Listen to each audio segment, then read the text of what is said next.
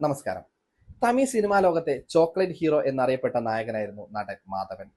അദ്ദേഹം അഭിനയിച്ച ഒട്ടുമിക്ക സിനിമകളും ആ കാലഘട്ടത്തിൽ വലിയ ഹിറ്റുകളായി മാറുകയും ചെയ്തിട്ടുണ്ടായിരുന്നു. പിന്നീട് തന്റെ സിനിമാ ജീവിതമൊക്കെ അവസാനിപ്പിച്ച് മറ്റൊരു മേഖലയിലേക്ക് മാറിയിരിക്കുകയായിരുന്നു മാധവൻ. പിന്നീട് അദ്ദേഹം കുറെ നാളുകൾക്ക് ശേഷം സിനിമാ ലോകത്തേക്ക് തിരിച്ചു വരികയും ഒട്ടനവധി നല്ല ചിത്രങ്ങളുടെ ഭാഗമാവുകയും ചെയ്തിട്ടുണ്ടായിരുന്നു. അതിന്റെ ഉദാഹരണങ്ങളാണ് കഴിഞ്ഞ വർഷം പുറത്തിറങ്ങിയിട്ടുള്ള ദുരന്തർ എന്ന് പറയുന്ന ചിത്രവും ആ, ഷെയ്ത്താൻ എന്ന് പറയുന്ന ചിത്രവുമെല്ലാം. ഇപ്പം കഴിഞ്ഞ ദിവസം മാധവൻ ഒരു അഭിമുഖത്തിൽ പറഞ്ഞ ഒരു കാര്യമാണ് ഇപ്പോൾ സോഷ്യൽ മീഡിയയിലൊക്കെ വലിയ ചർച്ചയായിക്കൊണ്ടിരിക്കുന്നത്.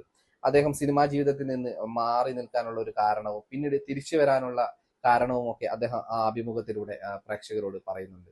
നമുക്ക് അതിന്റെ വിശദാംശങ്ങൾ ഒന്ന് പരിശോധിക്കാം. വിക്രം വേദ, കേസരി ടു, ഷെയ്ത്താൻ, ദുരന്തർ തുടങ്ങിയ ചിത്രങ്ങളിലെ പ്രകടനത്തിലൂടെ മാധവൻ ഇന്ന് ഇന്ത്യൻ സിനിമയിലെ പകരം വെക്കാനില്ലാത്ത കരുത്തുറ്റ നടനായി മാറിയിരിക്കുകയാണ്. മാധവനെ സംബന്ധിച്ചിടത്തോളം 2025 അദ്ദേഹത്തിന്റെ കരിയറിലെ ഏറ്റവും തിരക്കേറിയ വർഷമായിരുന്നു. 6 ചിത്രങ്ങളാണ് ഈ വർഷം അദ്ദേഹം അഭിനയിച്ചിട്ടുള്ളത്.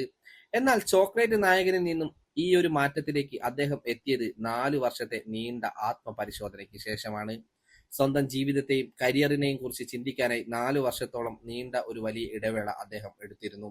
ആ നീണ്ട ഇടവേളയെക്കുറിച്ച് മാധവൻ പറഞ്ഞ വാക്കുകളാണ് ഇപ്പോൾ സോഷ്യൽ മീഡിയയിൽ ചർച്ചയാകുന്നത്. 2011 മാധവൻ സിനിമയിൽ നിന്ന് ഇടവേളയെടുക്കാൻ തീരുമാനിക്കുന്നത്. ഒരു തമിഴ് സിനിമയുടെ ഗാന ചിത്രീകരണത്തിനായി സ്വിറ്റ്സർലാൻഡിലെ നടുറോഡിൽ വെച്ച് ഓറഞ്ച് പാന്റും പച്ച ഷർട്ടും ധരിച്ച് നൃത്തം ചെയ്യുമ്പോഴുണ്ടായ അനുഭവമാണ് അതിന് കാരണമായതെന്നും അദ്ദേഹം ചൂണ്ടിക്കാട്ടുന്നു.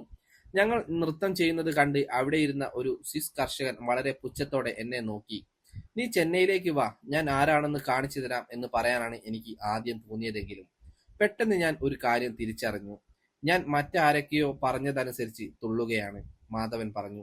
ഞാൻ മികച്ചൊരു പ്രഭാഷകനാണെന്നും വിമാനം പറത്താനും കുതിരസവാരി ചെയ്യാനും തോക്ക് ഉപയോഗിക്കാനും അറിയാവുന്ന ആളാണെന്നും എന്നാൽ ഇതൊന്നും എന്റെ സിനിമകളിൽ ഉപയോഗിക്കപ്പെടുന്നില്ലെന്നും ഞാൻ മനസ്സിലാക്കി.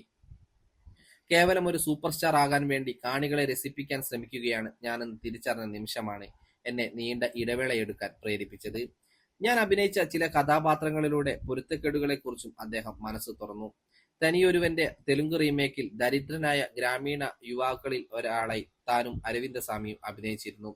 കണ്ടാൽ ഒരു തരത്തിലും വിദ്യാഭ്യാസമില്ലാത്തവരോ പട്ടിണിക്കാരോ ആണെന്ന് തോന്നുന്നവർ. അത്തരം വേഷങ്ങൾ ചെയ്യുന്ന തെറ്റായ തീരുമാനമാണെന്ന് അന്ന് എനിക്ക് തോന്നി. ജോലിക്ക് പോകുന്നത് എങ്ങനെയെങ്കിലും തിരിച്ചു വരാൻ വേണ്ടിയാണോ എന്ന് ഒരിക്കൽ ഭാര്യ സരിത എന്നോട് ചോദിച്ചു. ആ ചോദ്യം എന്നെ ചിന്തിപ്പിച്ചു. മാധവൻ പറയുന്നു.